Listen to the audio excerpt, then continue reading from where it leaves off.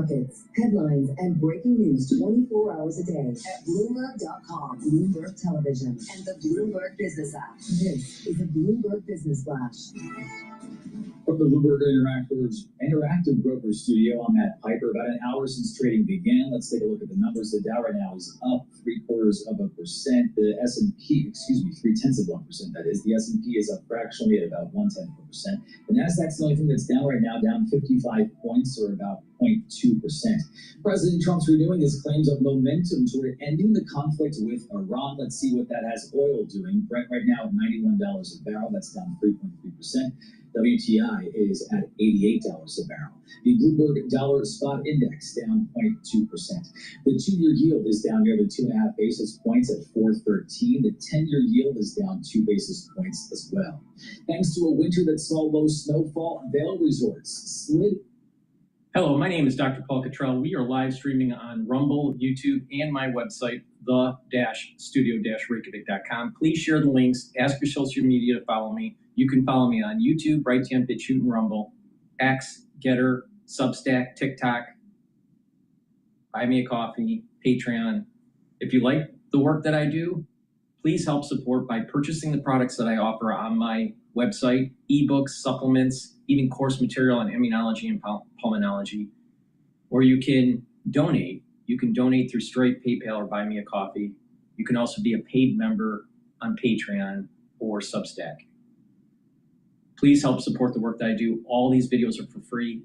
I'm here to try to inform you on how to improve your health, to slow down the aging process. This is something that I do every day.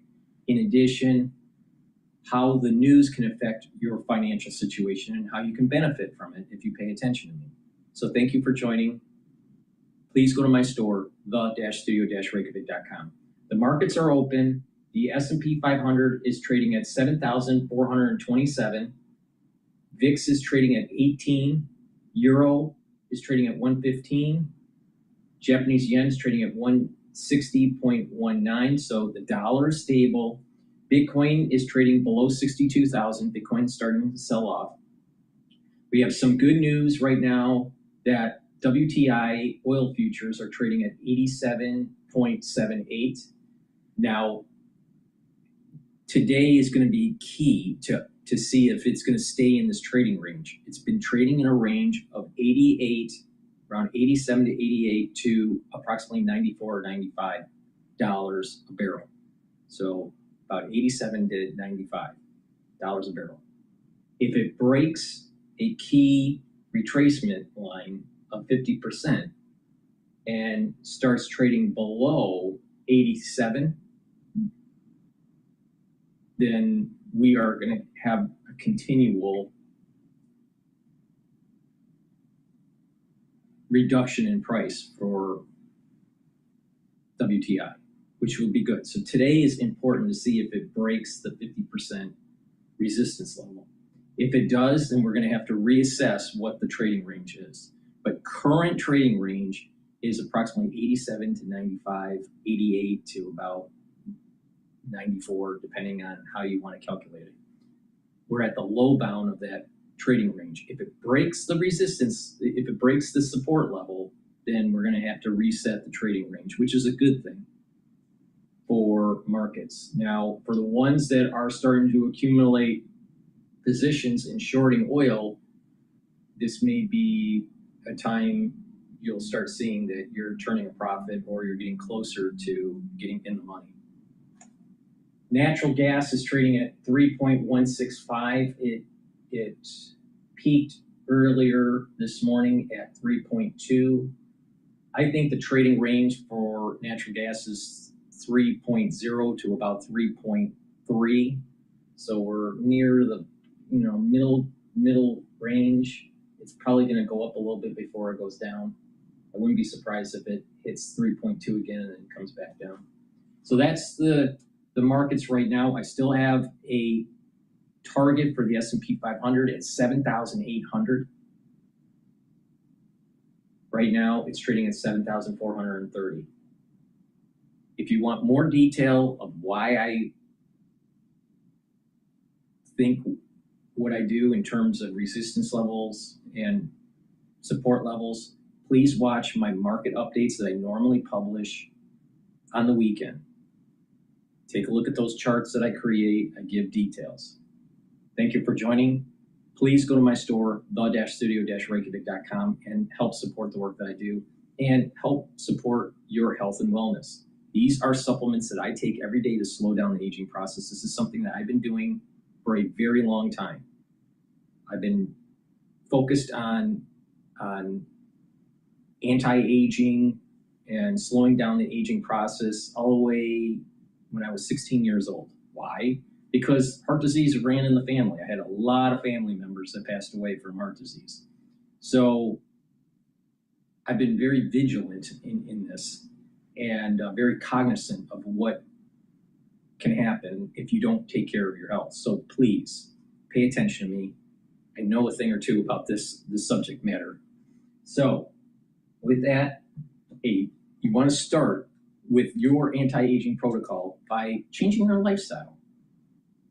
Drinking filtered water, staying away from processed foods, reduce your sugar intake, making sure you get plenty of sleep. Mindfulness or spirituality will help. Learning new things, reading and writing and talking to people in the real world. Reduce your social media exposure, especially on social media that's very negative. And take the proper supplementation, proper diet and exercise. You want to be a little bit more on the resistance training than the cardio. Too many people focus on cardio. You want to be about 60-40 split.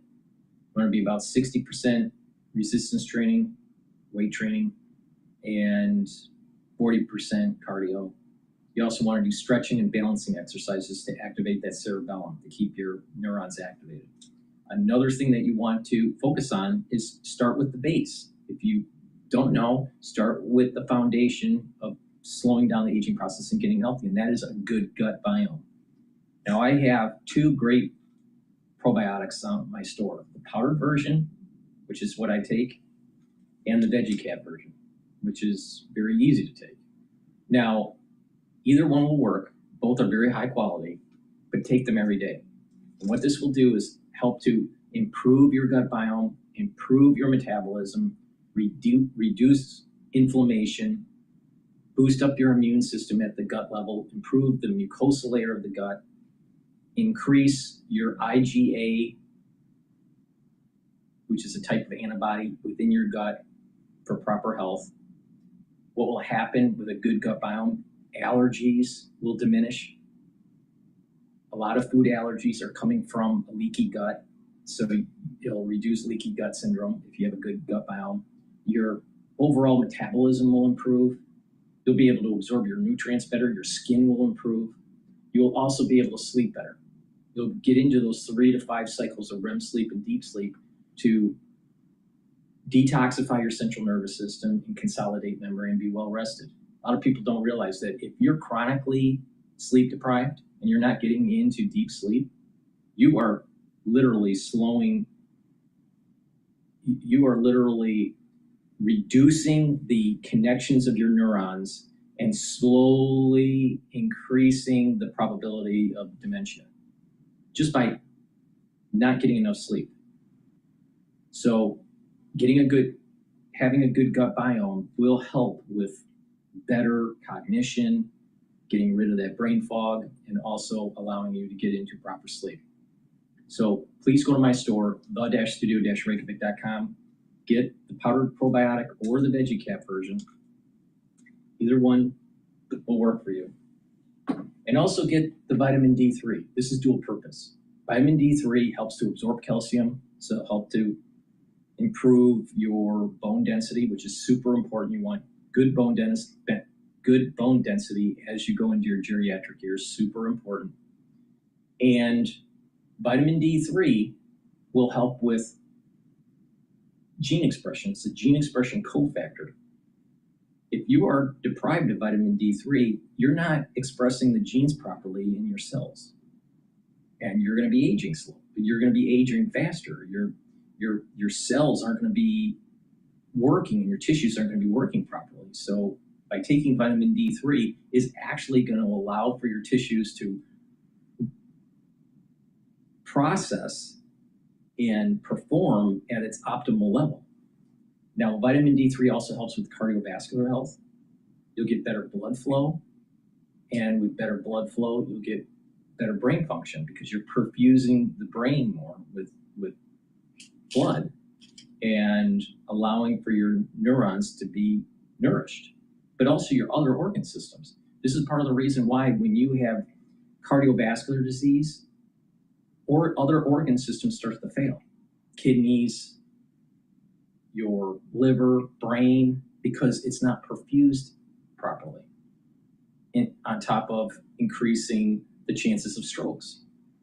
So it's really important to take vitamin D3. And vitamin D3 also works during the cold season because it helps to get rid of cells that have been infected. It helps to get the cell to go into apoptosis. So it's a dual purpose vitamin that's super important. So please go to my store, get the vitamin D3, get the probiotics, use discount 5. If you spend $100 or more, you get a free gift until supplies last. Now, we're gonna go over some of the news. I want to start with the Penn Station stabbing. All right.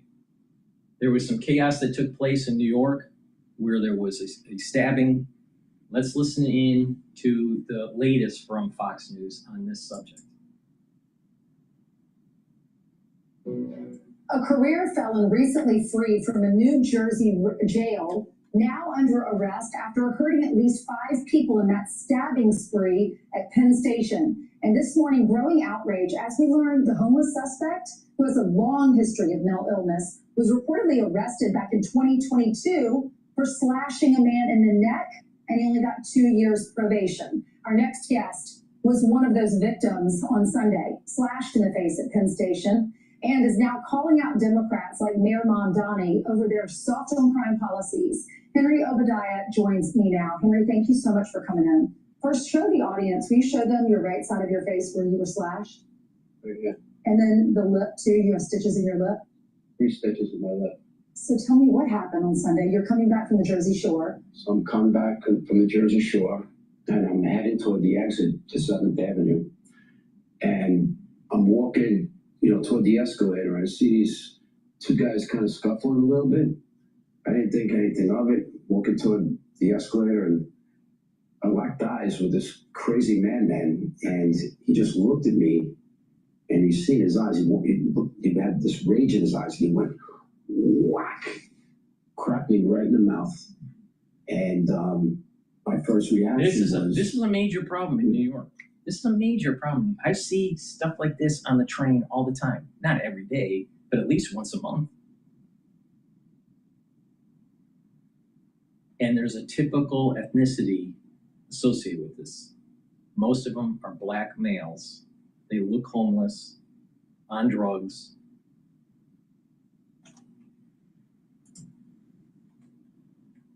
After this guy, when I kill him.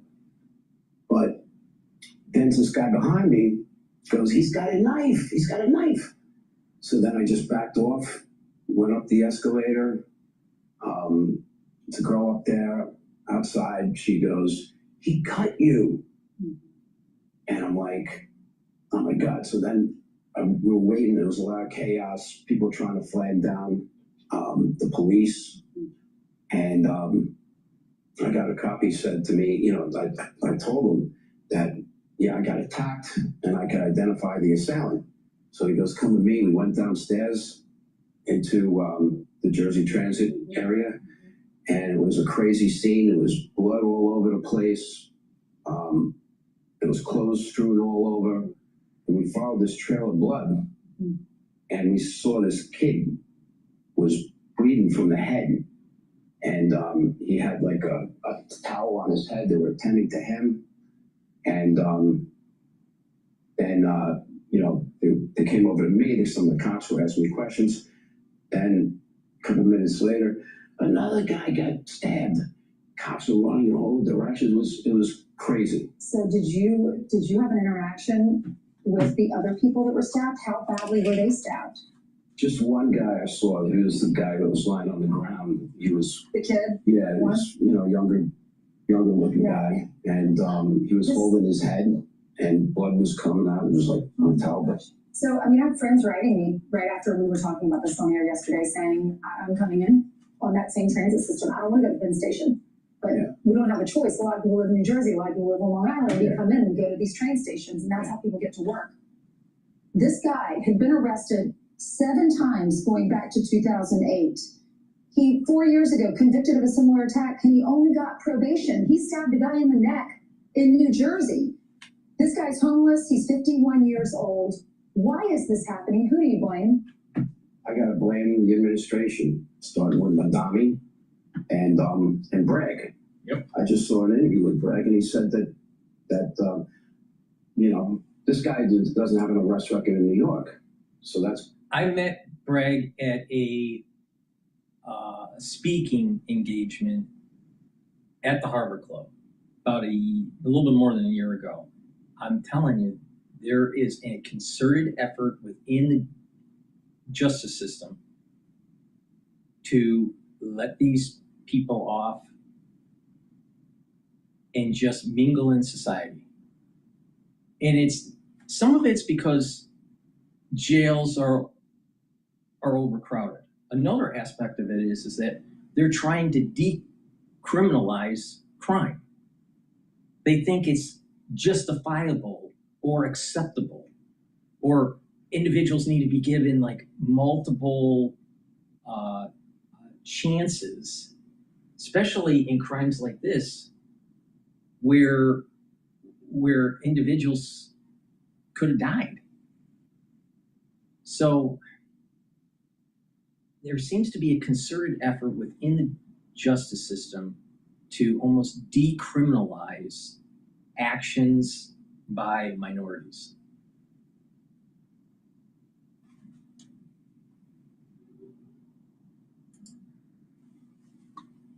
He's out on the street. But who cares? If he stabs someone in New Jersey, why isn't this guy under arrest? 6 of them. I don't understand. 6 of those arrests over the last few years have been in New Jersey, and this last one in New York. So this guy does not belong on the streets, but this is what we're dealing with in New York. People are scared to even take a train, take the subway. It's a big I will problem. say that the Amtrak police were the ones who went and got him and arrested him when I saw that video. Thank you so much. What do you hope happens? I hope that there's some kind of change. There's got to be more law and order in the city. Yep. I don't know why they keep on voting for these Democrats that, you know, are so against law and order and they're anti-American. It's horrible. Well, Henry, I'm glad you're alive. If that had been a little deeper, it could be a lot different. Yes, I know. I feel very lucky. Yeah. And I was coming into the city late last Friday, very late, so it was early in the morning on Saturday. And when I arrived into the Penn Station area because of Amtrak, and walking outside and walking to the other train stations to take, garbage all over the place, people roaming. This is like 3-4 o'clock in the morning. It's a dangerous place. New York, yeah, in a distance, it looks shiny. You know, there's big buildings and they glimmer in the sun, but you're actually on the streets in the middle of the day, or especially at night. It's,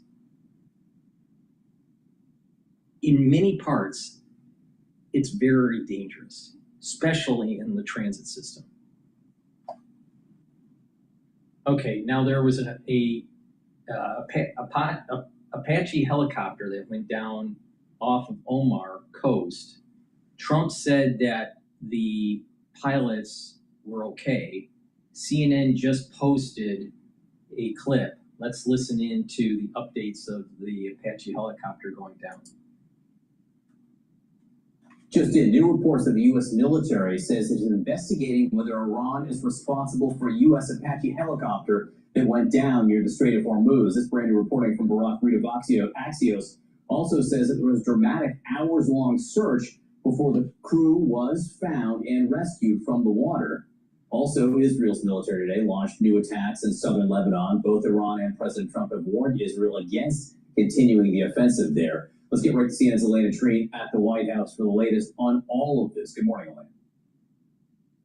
Good morning, Johnny. I want to start with what we know about this Apache helicopter. There was a statement out from CENTCOM this morning saying that at 7:33 p.m. yesterday on June 8th, 2 crew members from that U.S. Army, it was an AH-64 Apache, were rescued by American forces after their helicopter went down near the coast of Oman. CENTCOM says that they were patrolling regional waters and that the soldiers were safely rescued within, they said, approximately 2 hours and are now in stable condition. We heard the president, who was taking questions from reporters about this early this morning, said that none of them were injured and that they are doing fine. I think this line from the CENTCOM statement is important. They say that the cause of the incident is under investigation. We're still learning, of course, what exactly happened here. But to give you a sense, I mean, one, the loss of this aircraft marks the first loss of an Apache since this war began. And I note that these helicopters have been previously used to attack Iranian small boats in the Strait of Hormuz. Apaches, primarily used for precision strikes, close air support, and air reconnaissance. So we're still learning to get more about what exactly happened and how this helicopter was down. President Trump confirming the pilots on board that U.S. Army Apache helicopter were not injured following reports that the chopper went down near the Strait of Hormuz. Take a listen. Or that an Army helicopter went down in the strait. Can you give us an update on that? Are the soldiers okay? The pilots are fine, yeah. Nobody injured. Barak Ravid from Axios reports that officials are investigating whether Iran is responsible for shooting it down. With us now is CNN national security analyst, former deputy director of national intelligence, Sandra. This is what the Apache looks like. Hours-long rescue from the water. The 2 crew members plucked out. That's according to Barak Ravid. Does it feel like the type of thing, or what kind of risk should I say? Because we don't know whether the Iranians shot it down, but what kind of risks are these missions as they continue, even in this, in inverted commas and quotes, ceasefire period? Well, absolutely. Every kind of combat area has risks, John, and it is just a matter of time before things happen, whether it's a shoot down or just something happens, right? I mean, you just have a lot of people in the air, in the water, and it's just kind of a numbers game. One of the interesting things I found from this are the reports that they were rescued by an unmanned underwater vehicle. And if true, this is really interesting, and it just shows how war is changing. This is now happening routinely in Ukraine, where these unmanned vehicles are wheeling people out or, dropping in supplies or whatever. The world is changing dramatically, and it makes people more safe. But I think that this entire situation, John, right now it's just very, very unstable. And the risk of flare-ups and more downings is just high. But we got word overnight that a U.S. Apache helicopter went down somewhere in the Strait of Hormuz off the coast of Oman. We don't know the exact location, nor do we know the cause of what brought this helicopter down. We do know the 2 people inside, the pilots and the passengers, everyone doing okay. This is what the Apache looks like. When you hear that, what are the range of possibilities for what might have happened? It could be mechanical, of course. Secondly, could be enemy action. The Iranians could have gotten in some kind of a drone in close to it. Thirdly, it could be pilot error. Those are the 3 key ones that you think about. I think just stepping back, John, we ought to kind of reflect on the fact that we now have 50,000, 60,000 U.S. servicemen and women forward deployed for months and months. And, we were just talking about draining the strategic petroleum reserve. We are draining military readiness by keeping all these people on station for this length of time. Now, this is the Department of Defense, a highly capable organization, but not inexhaustible. So it's a good wake up when something like this happens, how perilous this is for our troops, and how this could, without question, become longer and longer if we don't get to a deal. Well, it already has become longer and longer, and I think that's such an important point that you're making here, because this is the risk of an extended deployment, maybe indefinite deployment, one or the other. And one thing I want to point out is the president says overnight that this whole thing could come to an end in the next 2 or 3 days. There could be a permanent deal in the next 2 to 3 days. He has said some version of that. CNN has counted, I'm going to write this, 37 times in the last 78 days. So 37 times over the last 78 days, it's either been a few days away, a week away, or just around the corner. You get the sense that this could possibly just linger. And what happens if it does? And this is the problem. This is the problem that I have with Trump. Trump keeps on saying that, everything is copacetic. We're just about ready to have a peace agreement. But it's not a peace agreement. It's not a ceasefire. It's a memorandum of understanding, which means nothing in contract parlance. Nothing. It means nothing.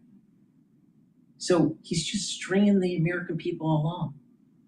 Now, it is true that oil is starting to go down. It's trading at 87.96 for WTI. But the point here is that I don't think we're anywhere near having a permanent ceasefire in that region. One, because Israel is going to continue to hit Hezbollah in Lebanon. And Iran, who's running the show? I think it's fractured. So if it's fractured, you're going to have certain factions within the IRGC wanting to continue on with the war effort, and you'll have others that are wanting to allow for peace. So will we really have a peaceful region? You know what it looks like? Continuous conflict, and ships going in and out of the strait are going to have to be paying a toll now. So we're worse off. We're worse off. Trump should have used ground troops and have been more forceful to have a ground invasion, but he was scared. And it's too late now. He ate the clock, and it's too late. Now what he does is he puts on his used car salesman hat, and he basically is telling the American public that everything is fine. He's putting lipstick on the pig. That's what he's doing. And in my mind, Trump has failed. Then we are right back to potentially years of keeping forces forward deployed at scale. Exactly. And I think the country doesn't want that at any level because of the 20 years of the forever wars that my generation and more importantly, the younger generation, the millennials particularly, carried immense burdens on the front lines of. So I think President Trump feels the pressure to get to the table. And that, John, brings us to Iran. I don't know what age this guy is. I don't know. He looks older, but maybe he's Gen X. But most of the war in the Middle East, it wasn't the millennials. It was Gen X that had that burden, not millennials. Because if there were millennials, we got out of Afghanistan in, I think it was 2022, all right? The millennials were just getting into the service when they were 18. Millennial, by definition, is born after January 1st of January 1st, 2000. That's a millennial. Well, that would mean that if they enlisted at 18, that you're talking about 2018. So 2018, 2019, 2020, 2021, and 2022, all right? But most of the war in the Middle East was done by Gen X, and that was post 9/11. So what the fuck is this guy talking about? The burden was on the millennials? No, it wasn't. The burden was on Gen X.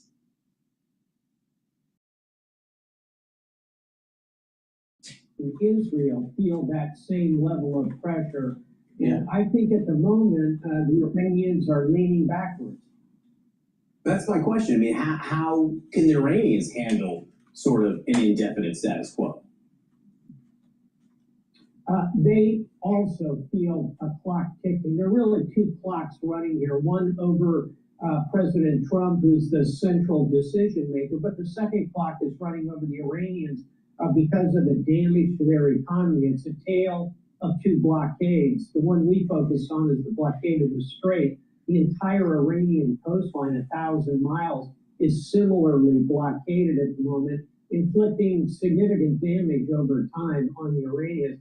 Final thought, John, I'll tell you what I'm also watching that we don't talk about enough is not the Strait of Hormuz, it's the Red Sea and the Suez Canal. The Houthis are still in business down there on the bottom left-hand corner of the Arabian Peninsula, the Western Front, if you will, exactly where you focused it. They launched a couple of missiles over the last few days just to remind us they could shut down another very important waterway. So President Trump has a complex game of chess he's playing here.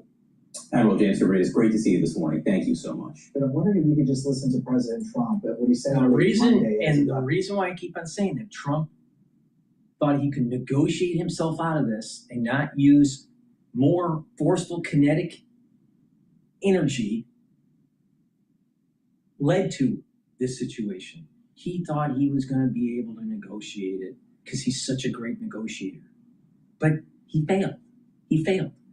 Ground troops should have happened to control the strait. There would have been casualties, but it had to be done. And the nuclear material has to be in our possession. Either give it to us or we forcefully take it, period. Now, if the military can't do it, then the military should not be getting all the money that we're giving them through our taxes. The generals should not get all these medals. You either can do the job or you can't. Now, we keep on hearing that we can do the job. Fine, do it. Now, what can we learn from the Civil War on this? Early on in the Civil War, the generals on the Union side that were very good at organization and building up a military and training the military were afraid to fight the Confederates. And Lincoln had major problems with these generals. Doesn't it sound similar here? It seems similar.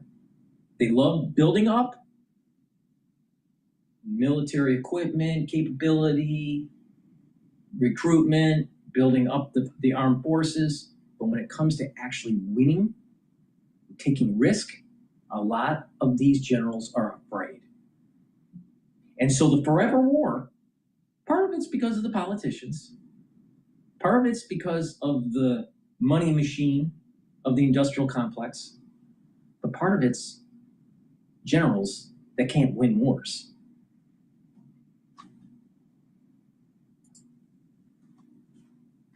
City, he was asked about possible sticking points in these negotiations with Iran.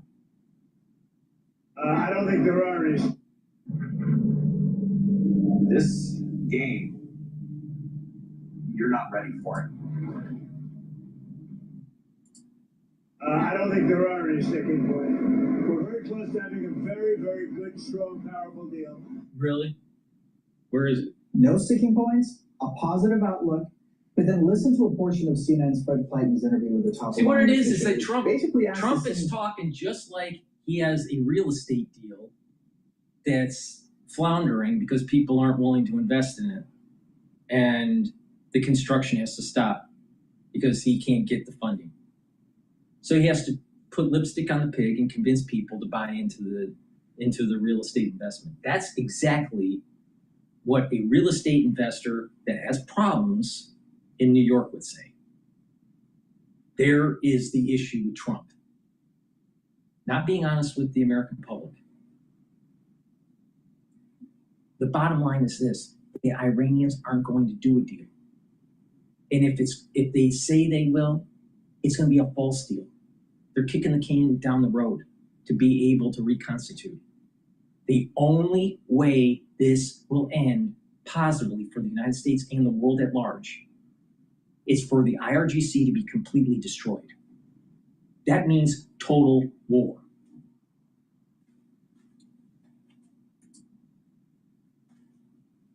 And here's what that official said. What are the biggest sticking points now in the negotiations? We do not see a serious will to reach a framework that could actually be implemented. And I think with regard to Iran's blocked assets, this is in fact a very clear and prominent example of that. As for uranium enriched materials, enrichment itself, and nuclear issues, we are not currently negotiating on those matters. Does it sound this team operating in Iran only with the permission of government? So does it really sound like that there's going to be a peace agreement? No. Now maybe that's not the right guy to talk to. Trump's talking to a different guy, but this adds to the confusion. Who's running the show over in Iran?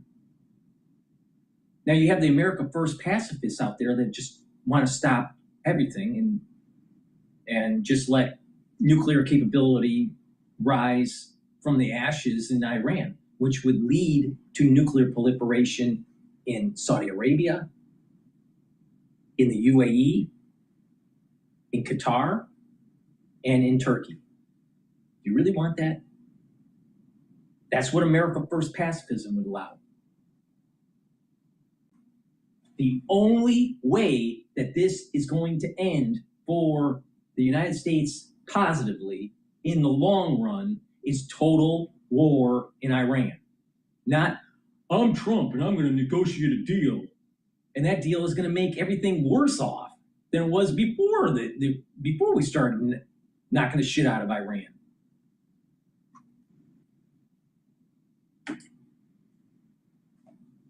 Of its reports. Putting all this together, Nafowes, I'm wondering if I can get your take on this. What is your assessment of what is holding up a deal from being finalized? I mean, yet again, two very different narratives that we're hearing. Well, I think the Iranian narrative has been very consistent. So this is, we know there is a clarity on what Iran wants. Iran wants that the United States releases its frozen assets, which is about $21, $24 billion. At least they want $15 billion released, which are in Qatar. Secondly, Iran wants a lasting end to the war as opposed to a limited ceasefire. They want international guarantees, basically either from China or Russia or a Security Council resolution. And they also some management, a form of management of the Strait of Hormuz, whether you're talking about fees or tolls. So the Iranians want their money back. They want to be able to charge tolls, which is antithetical to the freedom of navigation, which is international law. And they still want the nuclear material. So what the hell did we do this for? This is classic Trump. He's going in for the right reasons, but the execution is terrible. And then he has to put the lipstick on the pig, telling the American public that everything's fine, even though it's worse. And he wasted 60 days that were critical to win.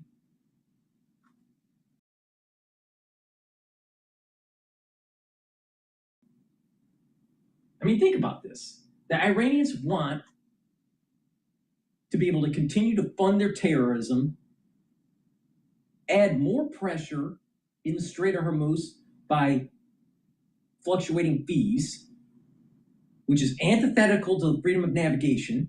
And when that happens, what prevents China to do the same thing with the 9-dash line or the 10-dash line? This opens up a whole can of worms because Trump couldn't get the job done.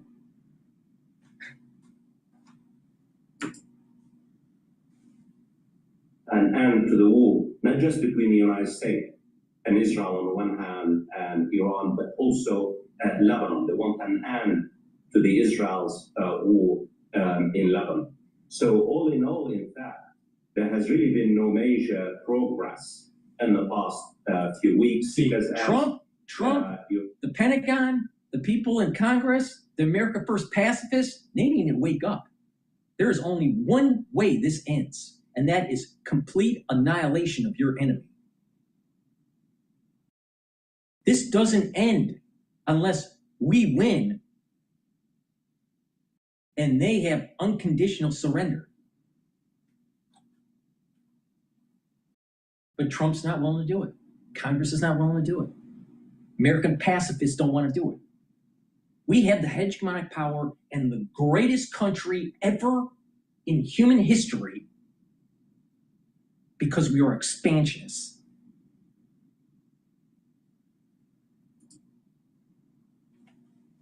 Your correspondence interview with the Iranian official. Iran does not trust President Trump. And that's why they want operational, they want to verify. And that's why, despite President Trump's repeated positive statements, this tells you a great deal more about President Trump. He is desperate to find an off-ramp. Yep. He wants out. Yep. He is in a terrible strategic bind, especially given the inflation, the gas prices in the United States, and the pain in the world economy. Yep. He's 100% right on that. And Trump failed. Please go to my store, the-studio-reykjavik.com. Get the Boomer Boost. This has 68 nutrients to help to slow down the aging process. It focuses on helping brain function, cardiovascular health, musculature, revs up your metabolism. You have a steady burn of energy. And by taking this regularly, you're going to be able to boost up your immune system, your endocrine system. So please go to my store and get the Boomer Boost. This also helps to control A1C levels when you're building up muscle. Now I have two types of barley. You can get the heirloom barley or the gladiator barley. Heirloom barley will help to detoxify your body, bring down inflammation, and soak up free radicals. That will help with your immune system, your endocrine system, help with joint health. By bringing down inflammation and soaking up free radicals, you're helping with brain function and cardiovascular health too. Super important. So get the heirloom barley. Now, gladiator barley is very similar to the heirloom barley, but it has one added benefit, and that is they'll help to build muscle. Do some resistance training. Take the gladiator barley. Now, you can take the barley separately, or you can stack it. You can stack the Boomer Boost with the gladiator barley or the Boomer Boost with the heirloom barley, and that will also help to control the A1C levels. So I highly recommend stacking it. Now, if you are an athlete, or you want to build more musculature and reduce atrophy, get Myotrol. Now, if you're 40 years of age or older, you're starting to atrophy. Why? Because you have genes that are methylating that prevent you from building the proteins to help with building muscle. All right? Myotrol helps with the gene expression to build muscle. It has polyphenols, flavonoids, and lignans to do that. It also helps the mitochondria health. So you have the energy, the ATP, to maintain and build muscle.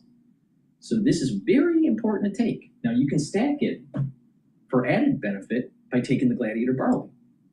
So if you're 40 years of age or older, take the gladiator barley, do some resistance training, take the Myotrol, it'll help to build muscle. Now if you're an athlete and you want to build strength for your sport, so you do your routine, your daily routine for building strength for your sport, take the gladiator barley and the Myotrol together, and you'll get faster gains and you'll be able to recover quicker because the gladiator barley also brings down inflammation.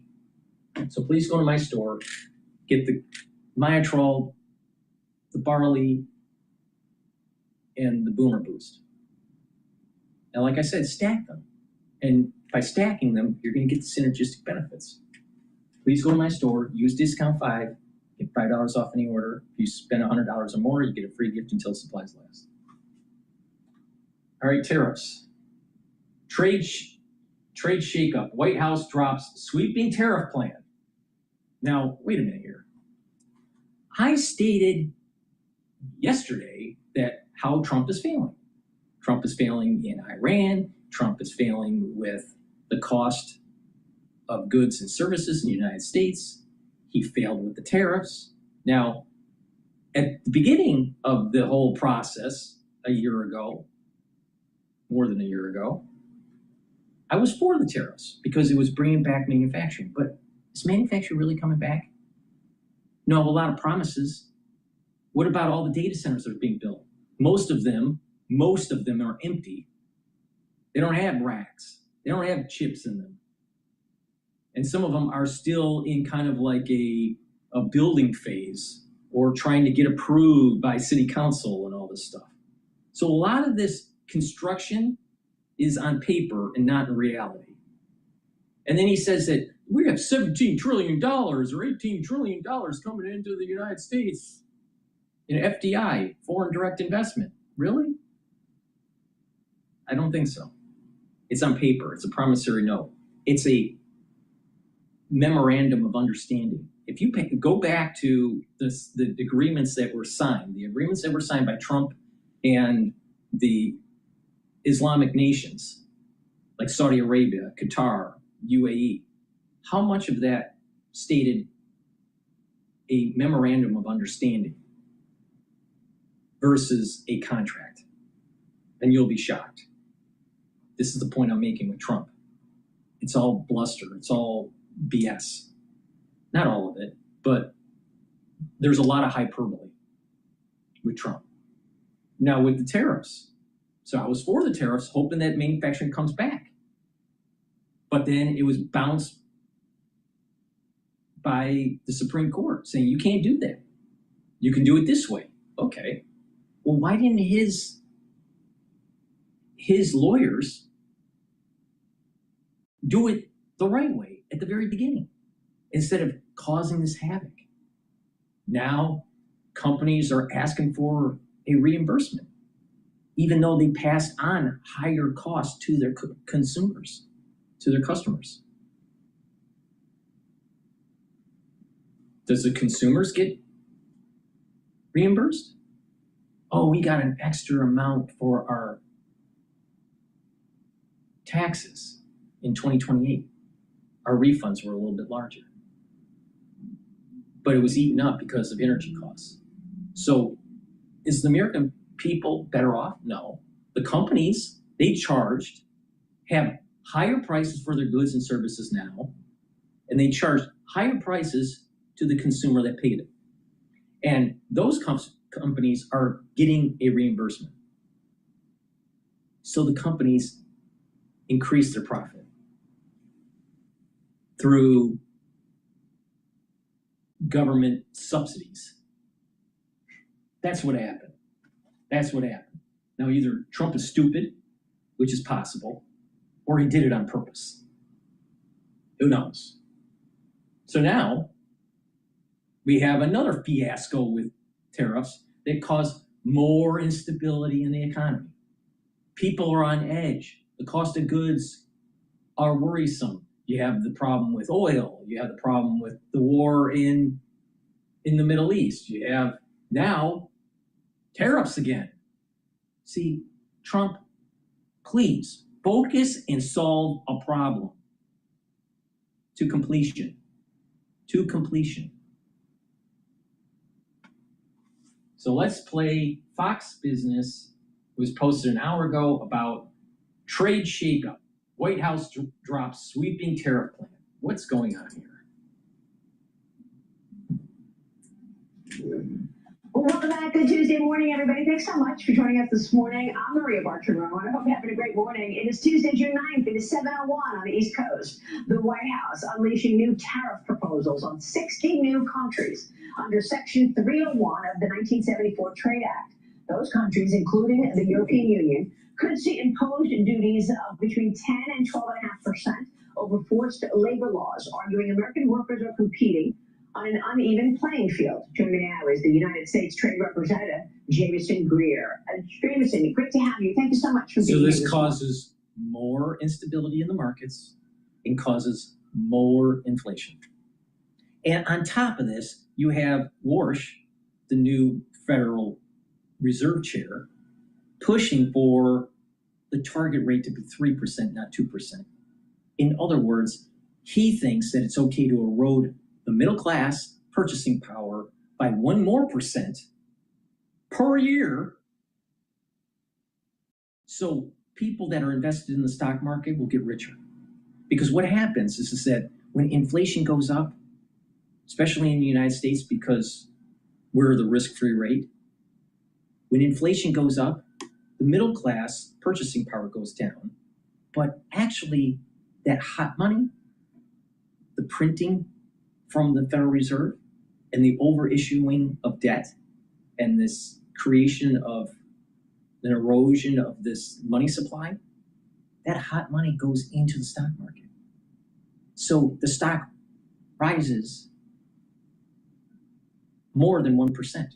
So people that are having assets in the stock market will maybe get 3 or 4% gain. Well, individuals that aren't in the stock market or not as exposed to the stock market and are heavily dependent on their wages will have a 1% erosion of purchasing power. That's what Trump's doing. On top of tariffs, on top of oil prices being elevated for way too long. He said that he was going to be able to unravel this fiasco in Iran within 3 weeks to 6 weeks. Well, it's more than 100 days. And it's still a problem. Once again, Trump failed.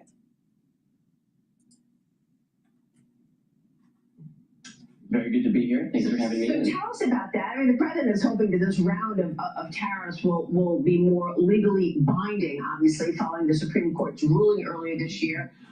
What is most important for us to understand these new tariff actions put into place? Well, first of all, remember, the president's policy has never really changed. Since day one, he's been combating unfair trading practices overseas, which we believe are leading to this massive trade deficit that ballooned to $1.2 trillion. We have a huge problem in the United States because for the last 30 years, we've been shipping jobs out. We need to bring those jobs back because innovation happens by doing things. Now, globalization helped a little bit. But it's time for localization. This is the reason why tariffs are a good tool to try to bring that back, bring that manufacturing back, bring back more companies, allow for our youth coming out of high school, coming out of college to be employed and learning a skill, learning a career, instead of globalization. I don't care about jobs in India. I don't care about jobs in China. I care about jobs in the United States. And there's been a lot of unfair trade practices on both sides, in the United States and in Europe and in China. We don't have free trade. We have barriers, right? But the point here is that we have to start thinking local. Localization. Not only to employ more people that are citizens and to allow for innovation to take hold and to have that economic clustering and have a better tax revenue base, but it allows us to have the military prowess that we need. We're starting to see this as a major problem in the Middle East with the war with Iran. We can't make enough Tomahawk missiles. We can only make just under 100 a year. You can blow through 100 in one night in Tomahawk missiles when you're doing offensive operations. One night takes 1 year to make. That's a problem.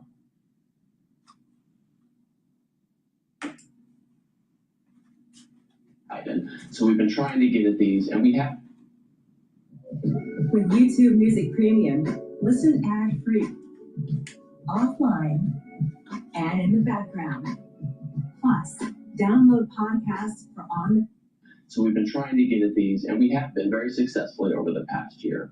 One of these issues, which you just highlighted, is the tolerance of forced labor in supply chains. For over 100 years, the United States of America has had laws on the books saying that we will not import goods that have been made in whole or in part with forced labor.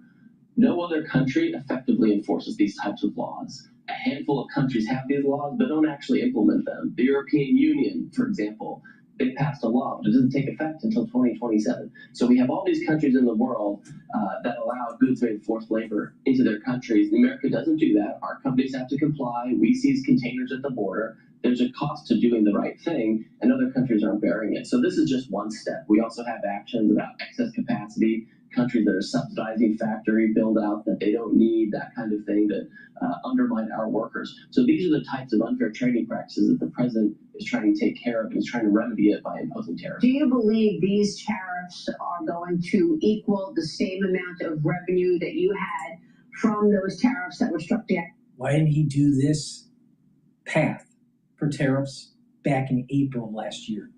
Why did we have to go through the circle jerk? Doesn't he have fucking lawyers that know what the law is? Bullshit. It's bullshit. And what this is going to do is cause more havoc in the market, more instability with individuals, with kitchen table concerns. You might have retaliation by the counterparty, and this thing is going to be in the news cycle, and it's going to cause havoc in the stock market. On top of AI, on top of increased cost for energy, on top of potentially major problems with food crop yield because of El Nino and the lack of fertilizer. See, Trump, he's attacking problems that need to be addressed. But the way he does it is inefficient.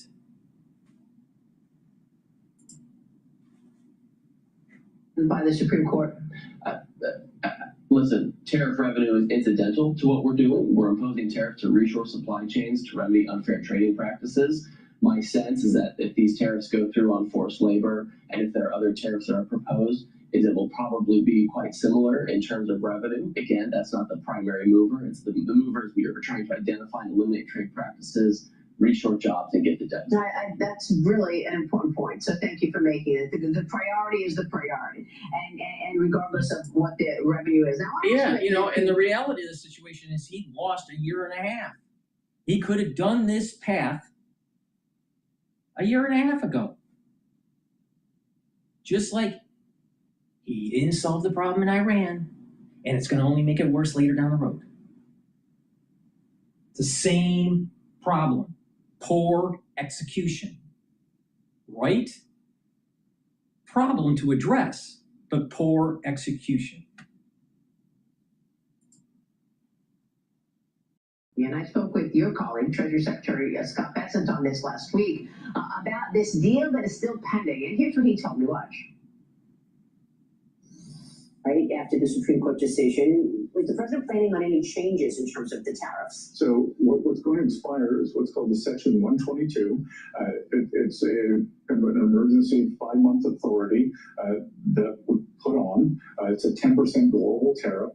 And along with that, we have existing 301s and 232s. So what's happening now is Ambassador Jameson Greer, U.S. Trade Representative, is doing studies Section 301, and if those studies are successful, those 301s will get recalibrated to the exact level of the trade deals we had with the countries.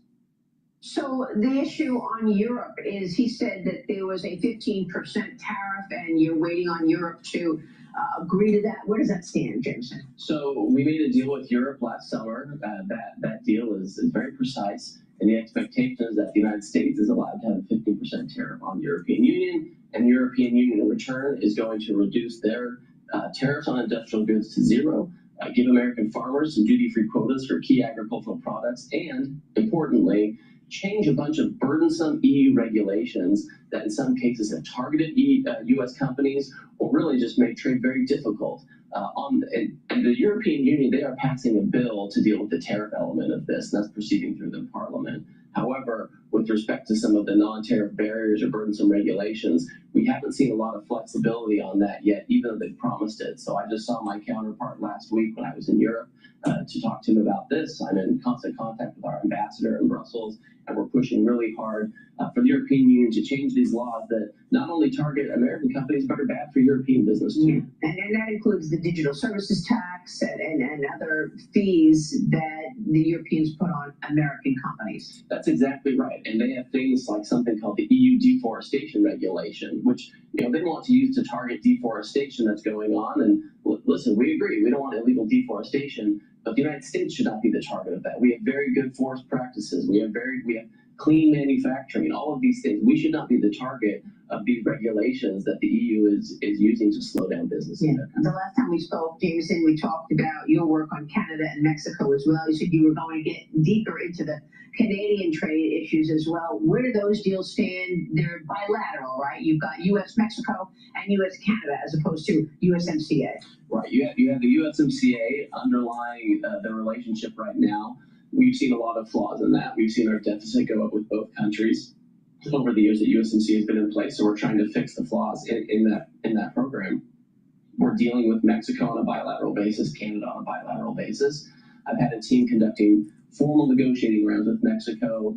We were down in Mexico a couple of weeks ago. They're coming here next week. We're talking about how to improve the rules to make sure that if there's a good that's going back and forth across the border between the United States and Mexico and getting some special preferential treatment, that it's actually made in the United States and or Mexico, and it's not just made with a bunch of stuff from China or Vietnam. So we're trying to change those rules, we call them rules of origin, to make sure that people aren't using Mexico as a third country hub. We would expect the same for Canada when we are able to get to some kind of an arrangement with them. Right now they have a different approach to the United States. They have some retaliatory. Whoa, what's that? I just built a budgeting app in Base 44. Guys, you just built an app. Impossible. You're gonna get code. Approach to the United States, they have some retaliatory tariffs still in effect, and that makes it a problem for us to negotiate. Well, all of this is so important with regard to China, because you look at Mexico and you think, well, how did these products come in from China? And then you realize, okay, well, they're dumping products in other countries and getting them in another way. China is, and all of these cheap products undermining U.S. companies. You were just in China for the meeting with Xi Jinping. What was your takeaway there? Do you feel that you can actually bend the curve here and affect change with regard to communist China dumping its products in America at cheap prices? Well, the first thing to keep in mind is if you look at what's happened over the past year and a half, the United States of America has reduced its trade deficit in goods with China by over 30%, 30. So that was, in absolute terms, that was $130 billion last year. That's a huge change in only 1 year. We initiated with China what I call the U.S.-China Board of Trade. Right. And it's, I call it a positive mechanism where instead of fighting with China all the time, we each look at about $30 billion worth of goods trade on each side, and we say, listen, is there something we can trade with each other? Non-sensitive consumer goods, or can we send them medical devices, energy products, agricultural products? What can we get from them? What can we send to them? Again, Trump should have went down this road a year and a half ago. What's going to happen is Trump's going to lose momentum because he's going to lose the House, maybe even the Senate, in the midterm elections. And when the Democratic Party gets into the White House, potentially after Trump, right after Trump, they're going to unwind all this stuff. So what real benefit did we get?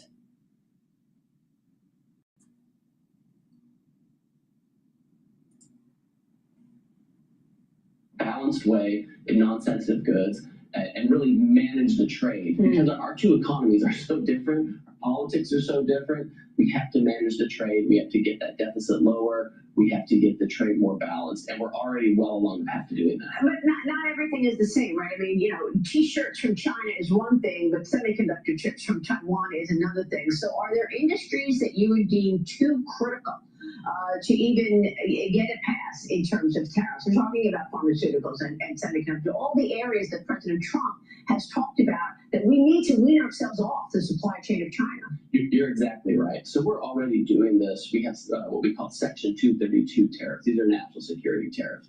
We have them in the auto and auto parts supply chain. We have it in pharmaceuticals. We have it in semiconductors. We have it in steel, aluminum, copper, timber, all of these areas that are critical supply chains. These apply to China as a general matter. There are some areas in there where the coverage is more limited, but these are things that we want to be making here in the United States, or if we're importing them, we want to be importing them from countries that are more trusted trading partners. What is your timeline in terms of critical minerals? When could you expect, when should we expect that we would actually be doing this, producing and refining these critical minerals that are so critical for the military and our technology needs, et cetera? When could we actually expect that would be done at home? Every government agency with any equity in the critical mineral space is acting. That everyone's being a real policy entrepreneur right now. We have the EXIM Bank that has started, and the Development Finance Corporation. They have started a vault. Project Vault. Exactly, where they're buying up any available critical minerals. We have the Departments of Commerce, War, and Energy putting money into new mines in America, new processing facilities, and new downstream manufacturing to make projects that are on the cusp of being economically viable, making them economically viable. So we actually have magnets rolling off the line in South Carolina. We have a new discovery of heavy rare earths in Utah. So we're moving along quickly. Now, there are 60 critical minerals, and so some of them are on different timelines. Some were much closer to having independence with us and with allies. Others might take some years. Yeah, so some years. We're still some, because when you think about, China continues to undermine the United States on so many levels, because they do, whether it's cyber attacks or other things, surveillance, nonstop surveillance. You can't really say, well, we're going to decouple from communist China because of all of this bad behavior, because we need their supply chains. Well, and listen, the president has never said we're going to decouple. Right. What we've said is we have to manage this trade. We're always going to have some trade with China. Right now, we are importing critical minerals and rare earths and other things from them. But we have some really ambitious projects that are going into place right now. Not just in America, we're doing it in tandem with Australia, we're doing it with countries like Malaysia, even Brazil, where sometimes we have some tension. We have mines there that we're exploring with Brazilian partners. So I think a lot of this is going to happen quickly. Yeah, it's very important, the partnerships that the president has put in place with all of those countries. It's true. James, it's great to have you this morning. Thank you. Thank you very much. We so appreciate you and your leadership. If things are so great, why is the unemployment rate U3, what is called U3, the unemployment rate is at 4.3%, roughly. But yet U6, which is the real unemployment rate, is like 8.5. Please go to my store, the-studio-reykjavik.com. Get the vitamin C and magnesium. This will help to boost up your immune system, help with brain function, and help with your skin. Magnesium also helps with the efficacy of vitamin D3. You can take this separately or stack it with the magnesium and zinc that I have on my store, the-studio-reykjavik.com. Now this stack you can take individually or apply the stack synergistically, all right? Lignans, it's a powder. It'll help to boost up your immune system and your endocrine system, bring down inflammation, soak up free radicals. Now, ashwagandha root brings down cortisol levels and helps to control your blood glucose levels. Turmeric brings down inflammation, soaks up free radicals.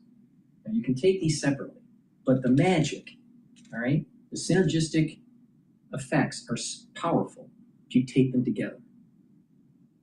The lignans, the ashwagandha root, and the turmeric that help to slow down the aging process. This can help to boost up your immune system, help to boost up your endocrine system. It'll help with brain function because you're bringing down inflammation. It'll help with your cardiovascular health, reduce plaque formation. So please go to my store, the-studio-reykjavik.com.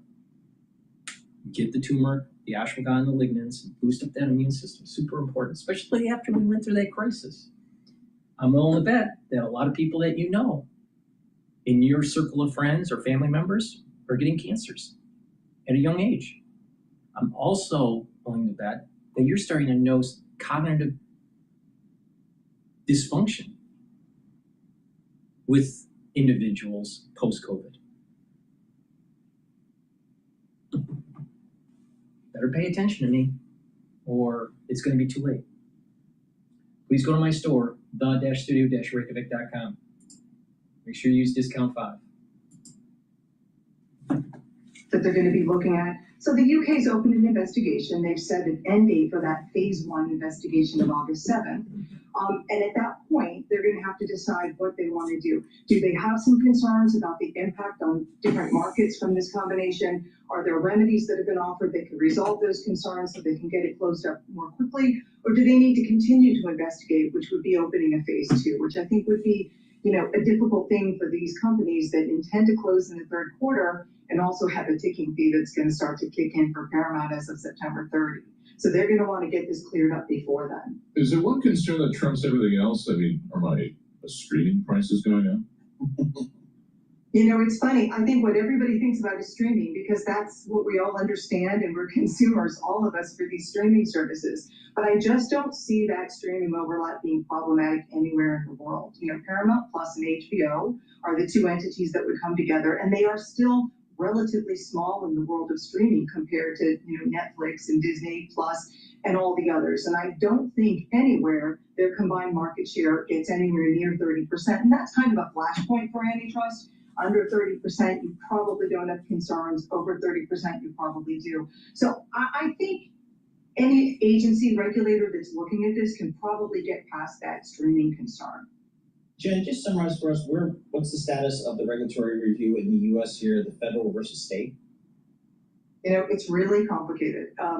In the United States, there's a mandatory antitrust waiting period that allows the Department of Justice, in this case, to investigate the deal. If that period expires, if the Department of Justice allows it to expire, legally the companies are free to close. That happened. But even though the Department of Justice allowed that period to expire, there have been news reports that it is continuing to investigate the deal, which is a little bit odd. It's just an unusual sort of set of circumstances. Even if that period has expired, the Department of Justice could still do something. They could still sue, which I highly doubt they will, or they could still seek remedies and enter a consent order. There's nothing that stops them. But if they don't do something and all these other clearances come through, the companies legally can go ahead and close their deal. Now, we've heard that the states, led by California, a group of states, I should say, are thinking about suing to block the deal as well. If they do that, what they're going to need to do is get a preliminary injunction, because the time it will take them for a judge to get to a decision on permanently blocking the deal is, probably 9 months, 8 months, 9 months, maybe even more from the time they file. And by then, I think the other clearances will probably be in and the companies could close. And it is much harder to get a decision on winding a deal. So the first thing they would do is seek a preliminary injunction. And that process can be much quicker than permanent. It can get resolved within about 4 or 5 months. All right. A lot of moving parts out there for this deal. Paramount, Skydance, and Warner Brothers Discovery. I know folks in LA are very, very nervous because it could mean a loss of a lot of jobs out there. Jennifer Reed, Senior Litigation Analyst for Bloomberg Intelligence. Yes, we have litigation analysts in Bloomberg Intelligence. Why? Because they're critically important on these big M&A trades as to whether these deals get done, what kind of timing is involved, what kind of concessions may be needed to win approval. So extraordinarily important for Bloomberg clients here. S&P 500 down 85 points to down 300. NASDAQ off 500. That's 1.9%.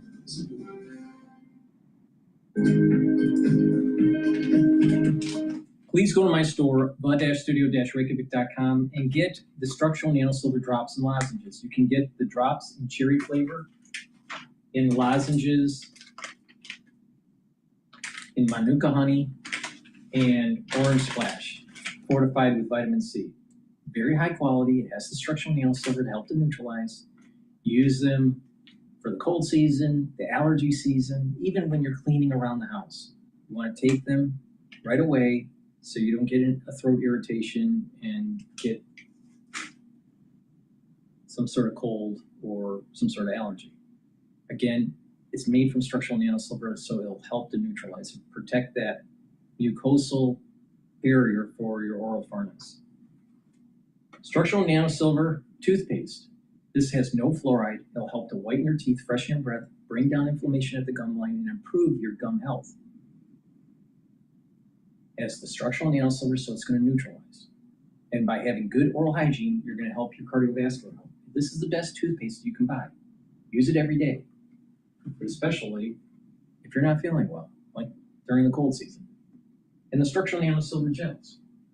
I have it in the tube form and the quick dispenser form called Renew. It's dual purpose.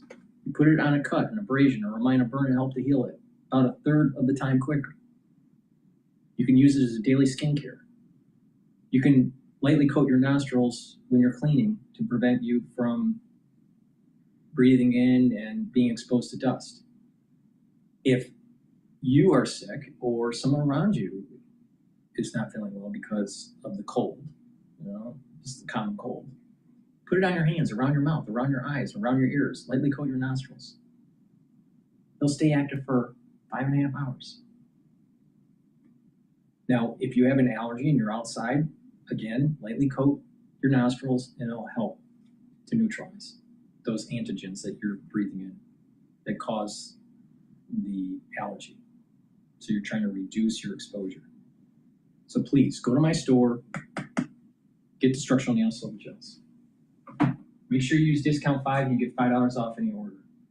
Let's listen into Fox Business about Kevin Warsh, the Federal Reserve Chair. Smart founders know something most people miss. Get your domain name even if you're not ready to launch your business. With Wix, you can grab yours now and then get to work. Welcome back. Let's check futures this morning. We've got a rally underway this morning with the Dow Jones Industrial Average right now up 108. The NASDAQ is up 223. And the S&P 500 is higher by 33 points right now. This following a mixed market yesterday. The S&P 500 and the NASDAQ finishing higher as chip stocks rebounded from last week's sell-off.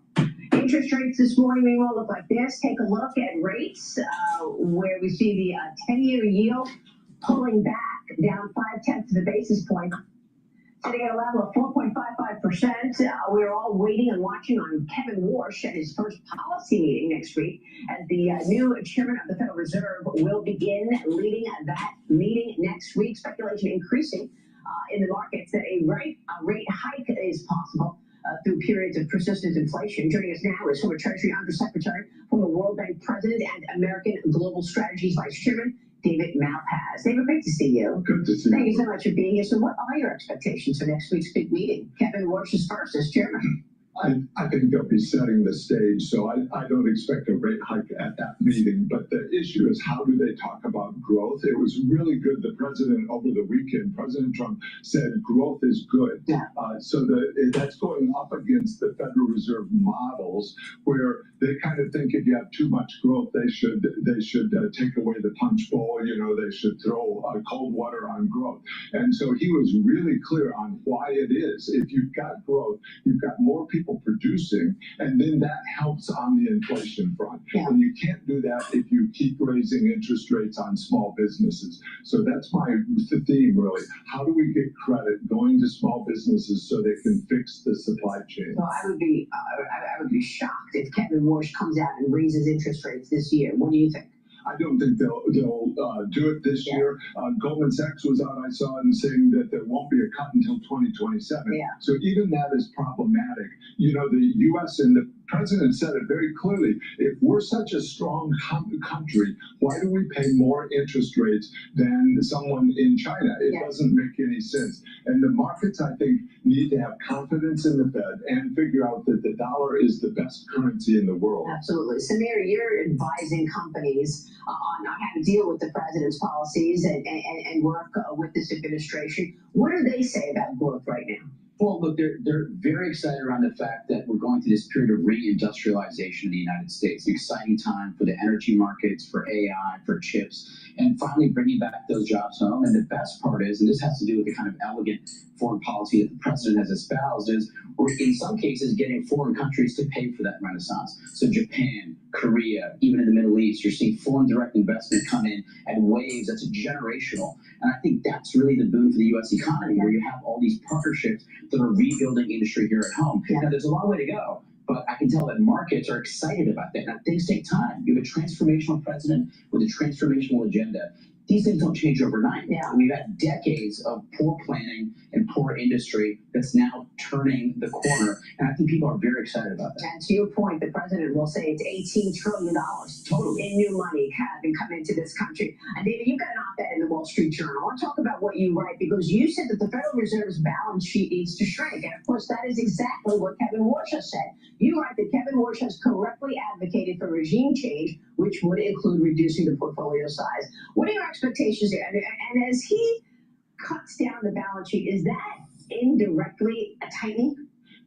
No, I think it is pro-growth. Some people say it is. You know, economists argue about this all the time, but look at their record. Over time, the Fed's allowed these big swings in inflation and in deflation even. That was the 1990s. They never explained why. And on the balance sheet, they claimed that it was going to be stimulative. But think, in the Obama administration, they bought $9 trillion of bonds and didn't get any growth out of it. So there's a big mistake going on in economics. Kevin Warsh can begin to change the economic model so that people get it, that the Fed shouldn't be in the middle of every market in the economy. They want to be because it makes them more powerful. That's what I was writing in the journal. But I think he's confronting the members of the Federal Open Market Committee. They're really entrenched in economics.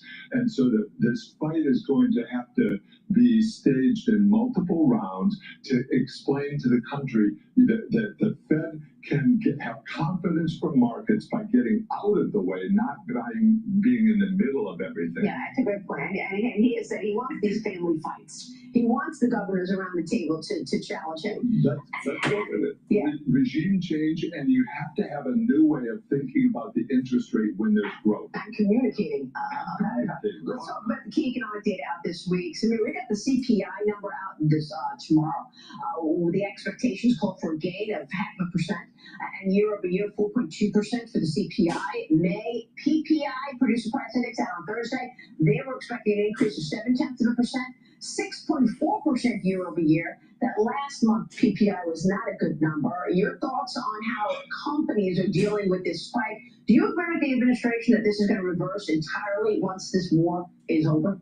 Well, clearly there are geoeconomic and geopolitical considerations that I think are casting a shadow over certain features of the market. Now, I think the challenge that boards of directors have across the United States is, are they going to be beholden to short-termism and view these challenges as, idiosyncratic and pain points that are going to limit capital expenditure, limit their ability to hire, and limit their ability to provide products and services at scale to the American consumer at an affordable price? Now, I think you might see that in certain industries that are uniquely menaced by inflationary concerns like the retail sector. But for those that are investing in kind of the harder, grittier, more industrial jobs and rebuilding this country, I think they look at this as just a short-term blip.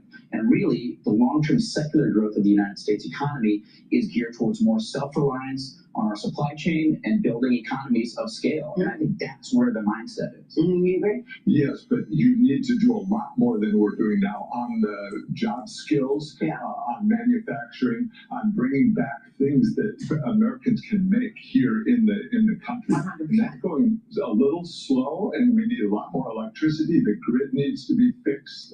Those things are big projects. Yeah, we've got a big announcement coming up this morning from Meta. Meta is going to talk just about that with their Workforce Academy announcement. We'll talk with the president of Meta here later on the show. David, always a pleasure. Good to see you. Thank you so much for joining us.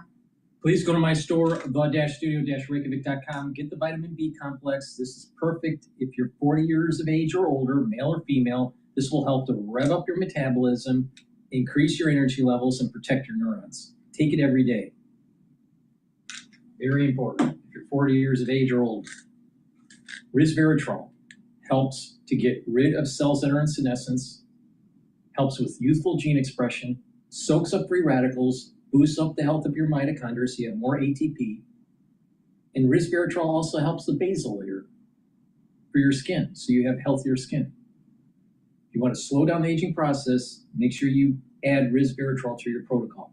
This stacks really well with C60, which is a very strong antioxidant. Let's listen into Bloomberg. I expect you to comply. And because Netanyahu is the longest governing prime minister in the history of the state of Israel, ruled the country, controlled the country 15 of the last 17 years, is up for elections in October and cannot win, in my judgment, since Trump is more popular in Israel than he is, cannot win without a major endorsement, singing his praises of one Donald Trump. When Trump calls Netanyahu and says ceasefire, Netanyahu is going to comply. Aaron, if I'm in the business of insuring oil tankers in the Mideast, I don't care what piece of paper you give me. I'm not going to do that, I don't think. Can I trust these people not to send out a Boston Whaler with an RPG? I mean, nope. How does that work? I think that the Iranians have weaponized geography, which is their new nuclear weapon. They may, in fact, agree over time to open the straits up. You've got enormous numbers of large cruise carriers, 1,000 ships on one side or the other. The insurance companies could fail to insure if the Iranians threaten or launch drones. Smart money is already, the Iraqis, the Emiratis are constructing alternative pipelines. The Saudis already have one east-west, anywhere from 5 to 7 million barrels a day. That's going to take time, but it is absolutely essential to invest in renewables and find alternate means of delivery other than the Straits of Hormuz. I don't know what you do about natural gas. I mean, the majority of natural gas is supplied by Qatar in the United States, Ras Laffan facility. It may take years to repair. What do you do about a natural gas that produces ammonia and urea? What about helium? I just think the Straits of Hormuz are a damaged commodity right now. As you point out, in a place where geography dictates the outcome, can Iran outlast its enemies?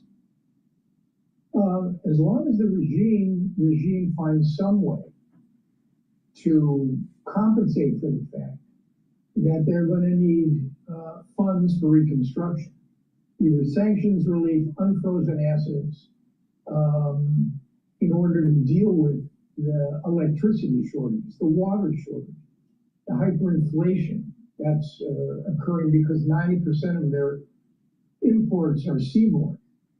Yeah, they have routes to the Caspian Sea. There are rail links they can use, but no, the conflict needs to come to an end. Iran is hurting. There's no question about it.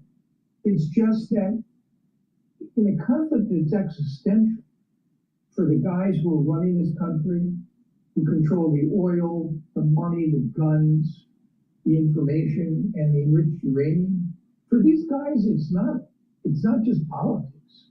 Yep. It's preserving their existence, right. And what remains of the Iranian Revolution. It's not the same stakes for us, certainly not for the President of the United States. So they're hurting severely. Survival, yep. Functionality is going to depend Yep. All right, Aaron, thank you so much. Always appreciate getting some time from you. Aaron David Miller, he's a senior fellow at the Carnegie Endowment for you. Please go to my store, the-studio-reykjavik.com, and get the omega-3. This will help to bring down inflammation and help you to control your lipid profile so you're reducing plaque formation. Super important to help with your cardiovascular health. Take this every day. Super important. And with good cardiovascular health, you're slowing down the aging process. Good night formula. Take it every night so you get into 3 to 5 cycles of REM sleep and deep sleep. It has tryptophan, melatonin, GABA, and passion flower to allow you to detoxify your central nervous system, to consolidate memory, and to be well rested. So please go to my store, the-studio-reykjavik.com, and get the Good Night Formula. Another great supplement that I have is a liquid version where you have Max 35, Max 14, or Cleanse. They're at different parts per million. It has structural nanosilver. You take a teaspoon a day, every day, swish it in your mouth, gargle about 20 seconds or so, and this will help to neutralize and help to improve your oral cavity, your oral pharynx, maintain your mucosal barrier, and help the health of your epithelial cells. This will help to boost up your innate immune system. I do this every day, teaspoon a day, every day. Either the Max 35, Max 14, or Cleanse. They're at different price points. I've been doing this for over 6 years, every day. If you have a common cold, take a tablespoon or two and swish it in your mouth, gargle, and then swallow it. Now, if you do this on a regular basis and you stack it with some of the other supplements, you're going to radically slow down the aging process. So let me tell you what the protocol, the anti-aging protocol is. And you can add other supplements to it. The foundation, the probiotics. The first pillar on that foundation, the Max 35, Max 14 or Cleanse to boost up your innate immune system. Second pillar, C60, which I will talk about shortly here, will soak up free radicals, boost up your energy levels. Turmeric, ashwagandha, and lignans is the stack for the third pillar to help with the immune system and the cardiovascular system, brain function. And Boomer Boost, rev up your metabolism and have a steady burn of energy. But you get a lot of other benefits from Boomer Boost, like brain function, improvement of your musculature, helping with your immune system and your endocrine system. So please go to my store, the-studio-reykjavik.com, and get the great supplements that I offer. Make sure you use discount 5 to get it. You get $5 off. All caps, discount 5. Get the Goodnight Formula, the Omega-3, the Max 35, or the Cleanse. It's a great way to slow down the aging process and to get healthy. These are products that I take every day to slow down the aging process. So please go to my store, the-studio-reykjavik.com. Let's listen into Al Jazeera here. Thinking, am I going to be next? We already see fans from Morocco or from Congo recently that had purchased tickets, that had paid everything to be able to travel to the US, and in the last moment discovered that they were not welcome. This has a huge cost on football fans, and FIFA is nowhere to be seen. They've hardly commented or tried to solve the situation of the Somali referee that's been barred from entering the US, and are not commenting on the fans from Congo that are currently have to cancel their plans to travel because of the Ebola virus. The least that FIFA could do is look into potential solutions, mitigations, or reimburse the tickets, because the impact again on these fans, some of them coming from country with a very low purchasing power, is going to be extremely significant. Ronan Ivan, thank you very much for your time. Thank you. The United States top immigration official Tom Homan has told Al Jazeera he's not familiar with the case of FIFA referee Omar Artan. Artan was set to become Somalia's first World Cup referee, but US Customs and Border Protection blocked him at Miami Airport due to vetting concerns. He says, despite the circumstances, he is in a positive mood and will now focus on the next challenges in his refereeing career. Football's governing body FIFA said, in line with previous FIFA events, a host government ultimately determines who receives a visa and who is admitted into their country. Former England striker Ian Wright gave his reaction on Instagram. Fans denied, players denied, officials denied, journalists denied, now refs. You know something, I'm laughing, but it's not funny. I'm going to go back to Bloomberg So here. investors or portfolio managers point out that if you look at these huge mega cap IPOs and some of these tech companies, all of them have been great investments, right? Like even Tesla, which has been super volatile, the stock just, a lot of choppiness there. It's up 24,000% from its IPO. So you don't have to necessarily get in on day one for it to be a good investment. Well, as we've heard some reporting that maybe 30% of the IPO will be allocated to retail. Yes. Is that typical? Is that more than average, less than average? It seems like a lot. I don't know. It's definitely more than average. I mean, retail is a very large focus here for the SpaceX IPO. And I mean, it kind of makes sense. I think Elon knows that the retail crowd really likes his companies. I mean, we see that a lot in Tesla. So this is obviously no exception. But yeah, it is something that's very different, I think, about the SpaceX IPO compared to some of the other more traditional ones that we've seen. The other thing is having this fixed price. Yes. That's super interesting. I mean, usually we kind of have a range, and then when they price, we see, you know, are they at the top end, or the bottom end, and that actually really affects sentiment going into that first day of trading, right? It's different this time. You know, we have the fixed price. That's really what people are expecting on, you know, to see it pricing on Thursday, and then we'll see, you know, how the stock opens on Friday. So tangential to all this, do all these IPOs kind of suck the oxygen out of the room? They definitely can, especially when you consider how much money is coming to the public markets, and it can be, you know, just a matter of a few months here.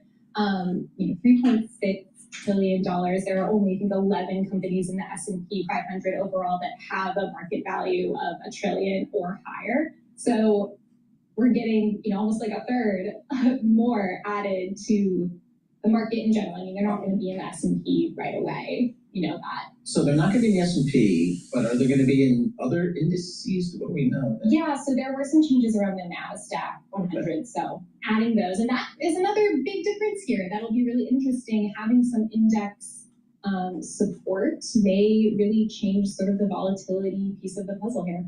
And when do the lockups expire? What you were saying, Paul? Typically 180 days, but yeah, it can depend. It's sort of. I mean, can we gauge, like, you know, just the extent of selling, or who's going to hold on to it at that point? Yeah, so we'll have some indication of when the lockups end, and usually you can even you can see, you know, what investors are maybe eligible in certain lockups. Sometimes there are different rules around, like, if the stock price is at a certain level before their first or after their first earnings as a public company, then certain insiders can sell. So we'll see some of those stocks come online over the course of the next few months. Are we getting any valuation chatter pushback? Listen to some of this stuff. Multiple of revenue for some big tech IPOs. Snowflake came out at 3 times revenue. This is courtesy of Dan Curtis, Bloomberg Television in London. Uber came out at 7 times revenue. Tesla 20 times revenue. Facebook 22 times revenue. SpaceX 95 times revenue. Yes. What's the chatter there? So this is something that I've heard from investors also when they're advising their clients that, you know, maybe you don't want to buy in right away. The valuations are really high, and there might be a better entry point as we, you know, see SpaceX grow. Yeah, interesting. I mean, this is a call on Elon. Not to mention that Elon's going to have complete control. 85% voting control, and he's got some of these stock award thresholds that can make him a gajillions of dollars if we put 1 million people on Mars. I don't know what's going on. Carmen Reineke, it's your job to figure it out. I'll just listen to what you had. This is a great story, folks. Check it out on the Bloomberg Terminal and on Bloomberg.com. Carmen Reineke, Deputy Team Leader, U.S. Equity. She's got a great story. If you're thinking about getting into SpaceX for the IPO, I would wait. Because I think what's going to happen is there's going to be a big rush of retail investors, big rush of institutional investors, and a large rush of index funds to rebalance to get that SpaceX in to their fund. And then all of a sudden it's going to start to correct. And you may see about a 30% drop from the high. So I'd wait it out. Now it may take a quarter, 3 months or so, but just wait it out. And once you see that drop, then buy in. Now you may see it climb, but then after 2 weeks, 3 weeks, maybe even 4 weeks, then you're going to start seeing it drop. And it could be a 20 to 25, 30% drop. And that would be the time to buy.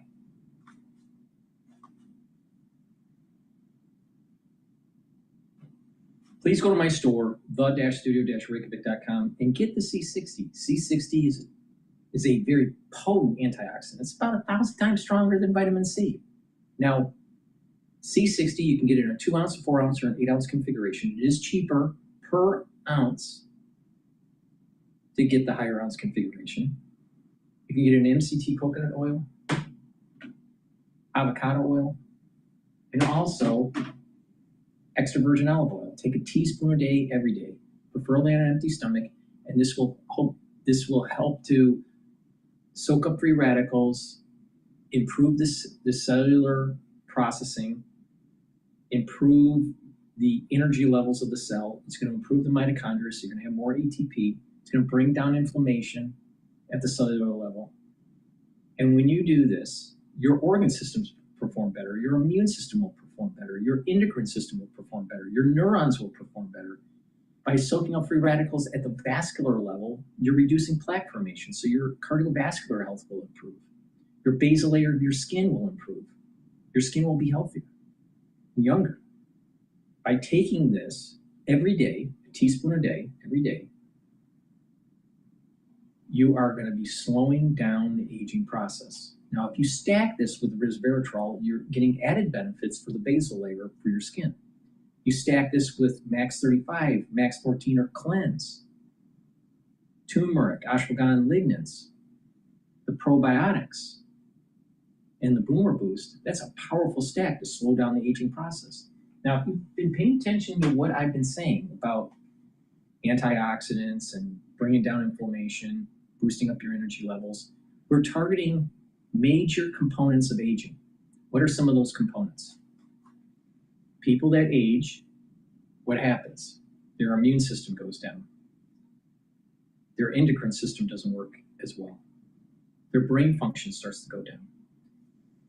People that are getting older, the cardiovascular health starts to fade. All right, so we want to, and inflammation starts to go up. Cortisol levels are higher. Cellular metabolism is lower. Those are the elements or the variables or the major pressure points of aging. Now, if you pay attention to my protocol, we're attacking all that. We're boosting up energy levels, improving the health of the mitochondria, bringing down inflammation, improving cardiovascular health, improving brain function and neurodevelopment, creating musculature, improving bone density, revving up the metabolism, bringing the endocrine system and the immune system up. These are all major important features. So by taking a good probiotic, by taking Max 35 or Cleanse, taking C60, turmeric, ashwagandha lignans, and the Boomer Boost, it's a very powerful stack to slow down the aging process. And you couple it with proper diet, proper exercise, balancing exercises, stretching exercises, learning new things, reading and writing and talking to people, staying positive, having a good positive outlook, maybe some spirituality or mindfulness. These will work holistically to help slow down the aging process. So please go to my store, the-studio-reykjavik.com. Use discount 5. You get $5 off any order.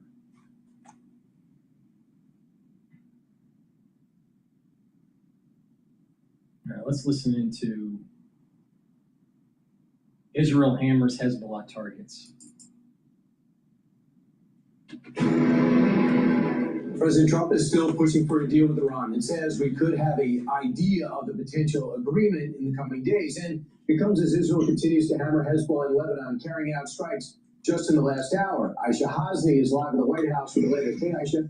Hey, good morning to you, Brian. And when we talk about a potential deadline, that deadline could be in a number of days because the president, on his way back from the Knicks game late last night, told reporters that he will know, he'll have some sort of an idea of where these talks are going in just 1 to 2 days. Watch. We have ongoing negotiations in Iran and with Iran, and that hasn't stopped. And we could have at least an idea by 1 or 2 days from now. We're very close to having a very, very good, strong, powerful deal. If we do the bombing, a lot of people are going to be killed. Who wants to do that? I don't. And we'll have a signed document that's actually stronger than doing the bombing. So this morning, CENTCOM gave an update on those two helicopter crew members that were lost at sea. Apache crew members were told that they were rescued by American forces after their helicopter went down near the coast of Oman while patrolling regional waters. The soldiers were safely rescued within approximately 2 hours, are in stable condition. The cause of the incident is still under investigation, according to CENTCOM. Meanwhile, the president is still trying to cool tensions between Iran and Israel after an exchange of fire this week. The Israelis are downplaying any friction between Trump and Prime Minister Benjamin Netanyahu, likening it to a lover's quarrel. And it comes after Trump reportedly told Axios that he warned Netanyahu that if he went back to war with Iran, he might find himself fighting alone. Vice President J.D. Vance telling Jesse Waters last night the Iranians actually do not want war. And if there is a deal, it'll be a home run for the American people. I think the president's attitude on this is we have to verify, of course. One of the most important things to whether this ultimate settlement is a success is not what the Iranians write on the paper, but whether they actually comply with some of the requirements of the settlement that we come up to. The Iranians don't want this war to continue. It's not in their best interest. And I think they're coming to the table, putting some real things on the table. We're, of course, going to verify. But if we get to this deal, it's going to be a home run one for the American people. So, Brian, the president has some policy meetings on the schedule today. Nothing that's open to the press, so we aren't expecting to see him today. So keep your eyes on Truth Social if there's any news. Brian? And if something does open up, I know you're going to be there. Thanks so much, Aisha. Appreciate it. Our next guest knows all about fighting the war in terror and knows Iran. Retired Vice Admiral and Navy SEAL Robert Harwood grew up in Iran, led invasions in Afghanistan and Iraq, and joins us now. Admiral, I want you to hear this. Now, I know the foreign minister is talking to the president. They feel like they're making progress. And then I wake up and I'm watching this exclusive interview on another network with this other parliamentary leader. Watch. You do not see a serious will to reach a framework that could actually be implemented. And I think with regard to Iran's blocked assets, this is in fact a very clear and prominent example of that. As for uranium-enriched materials, enrichment itself, and nuclear issues, we are not currently negotiating on those matters. I don't know what to make of this. I know the president's talking directly to he thinks the people in charge, but does this guy have a vote too? Are they working together or apart? This is Iran today. There's only one group that gets the vote, and that's the IRGC at the end of the day. And that's why these negotiations are their standard procedures. Milk it out for as long as they can, try to survive through a Trump administration, and try to get as much as they can without giving up anything. That's what just happened in Lebanon. The president got the Israelis to stop attacking their surrogates, one of their elements of power. And at the end of the day, they gave up nothing for it. So this is the dilemma for the president. And I think at the end of the day, as he's indicated, there's got to be a timeline. This war's gone on for 100 days. The Straits of Hormuz, it remained closed. So if the Iranians don't capitulate in 48 hours or some defined date by the president, he's got to act. There's a story out there, and these usually turn out to be true. The IRGC hardliner, Ahmed Vahidi, who evidently likes to blow up negotiations, is dead. The Israelis took him out over the weekend. Have you heard that? I would love to know it's true, but it doesn't really matter. They'll have someone else step in and fill the void. And then we got to target that. And that's the real end state here. Targeting the IRGC and removing those guys who have been enforcing the Islamic Revolution, their policies, and their programs to force on the Iranian people. So that's the ultimate end state. And for all the Arab countries in the region, that's what they need for long-term stability and security. So again, if the Iranians are not going to hand over the nuclear material, they're not going to stop funding their surrogates, and they let the Straits of Hormuz flow, unless you get that done in a defined timeline now, you need to act. The people like to push that the Israelis and the U.S. are separating on objectives, but we really have the same objective. Stop the terror organization and stop a terrorist regime, right? We've been had the same objectives since day one. We are locked at the hip in terms of our policies and our objectives. Now, day to day, some of those strategies may change. Who's got the priority? And they apparently are prioritizing the IRGC, where we've looked at missiles opening up the straits. But there's no doubt, there's no gap between the U.S. and Israel on the objectives here. It's just a matter of how we're going to accomplish that. Absolutely. Vice Admiral Robert Harwood, thanks so much. Good to be with you, Brian. Always. Before we go to Balance of Power at Bloomberg, please go to my store, the-studio-reykjavik.com, and get the Super Strong Relief. This is a topical that will help to relieve pain within 90 seconds. It'll help with tension headaches, bruises, pulled muscles, sprains, and arthritis. So please go to my store, get the Super Strong Relief. It is a great product to help to relieve pain. Now, collagen. Collagen is a supplement that you can take to help to remodel your joints if you have a sports injury or arthritis. How it works is you take this every day, and it will help to block the pain gateway, NAV 1.7. It will also help to recruit collagen type 2 and glucosamine to help to rebuild the cartilage. It'll also help to recruit ACAN and chondroitin to help to remodel the cushioning of the joint. It will help to block EP4, it inhibits EP4, which helps to bring down inflammation. And it also inhibits MMP3 and MMP13, which helps to reduce erosion of the joint. So if you have chronic pain in a joint, what happens is the joint erodes more, it has more inflammation, and it gets worse over time.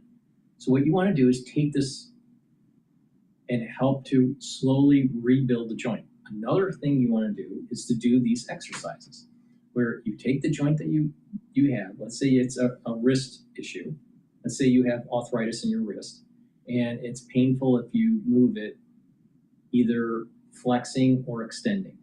Well, what you want to do is you want to open up the wrist in extension up to the point where you have pain, and go a little bit more and count to 20 seconds, and then release.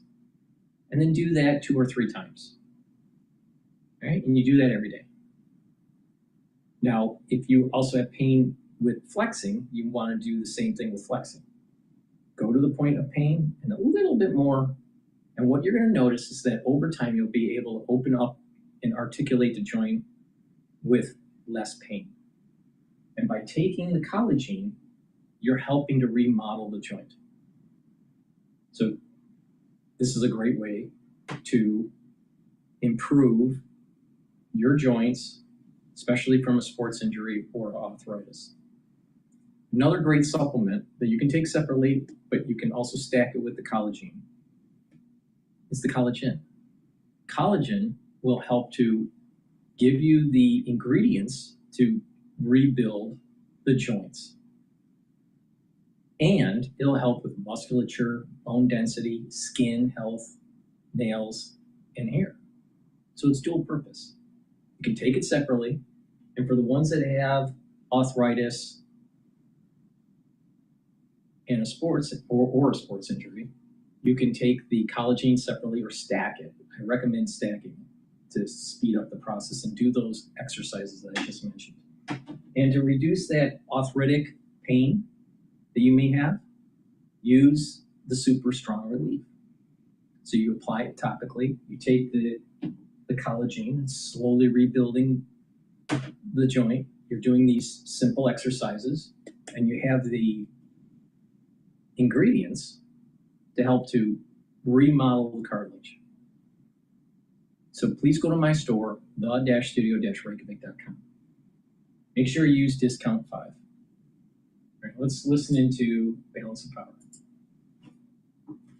that sucks up a lot of U.S. persons' conversations as well. So they're at a standoff, and this power which has been controversial anyway, and there's a bunch of Republicans who have reservations about it, and a bunch of Democrats who have reservations about it.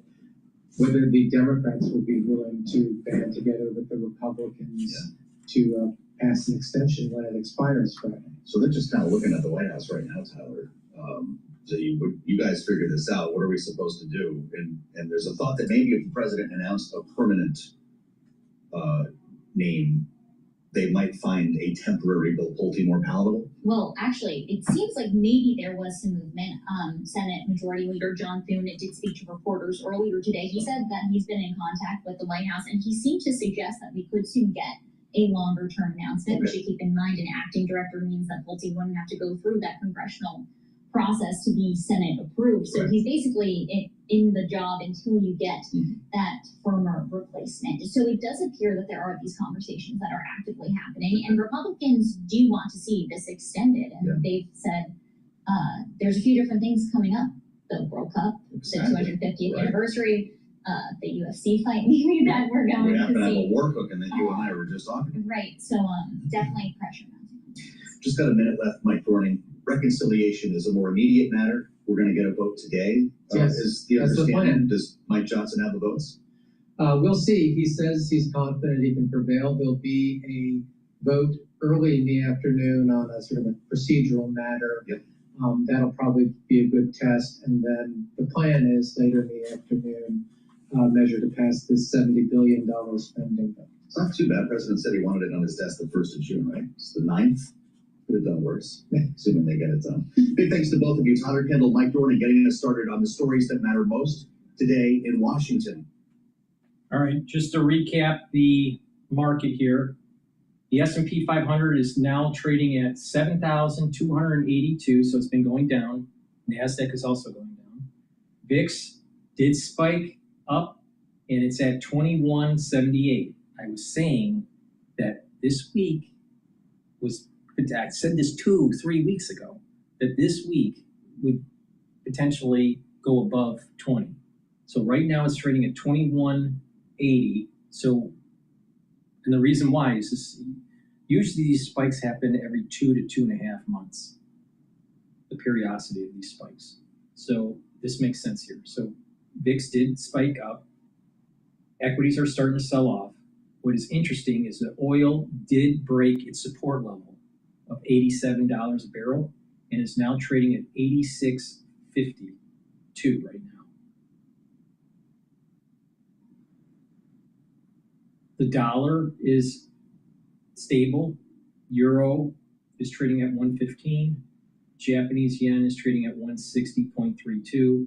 Bitcoin has dropped and it is now trading at 60,500 or so.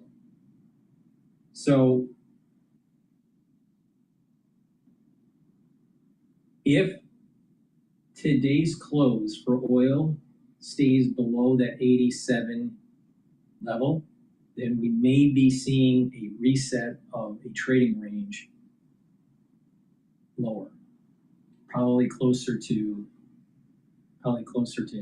82 to $86 a barrel, which is good if that is the case. What is interesting is that VIX is starting to go up. It's at 22 right now, and equities are selling off.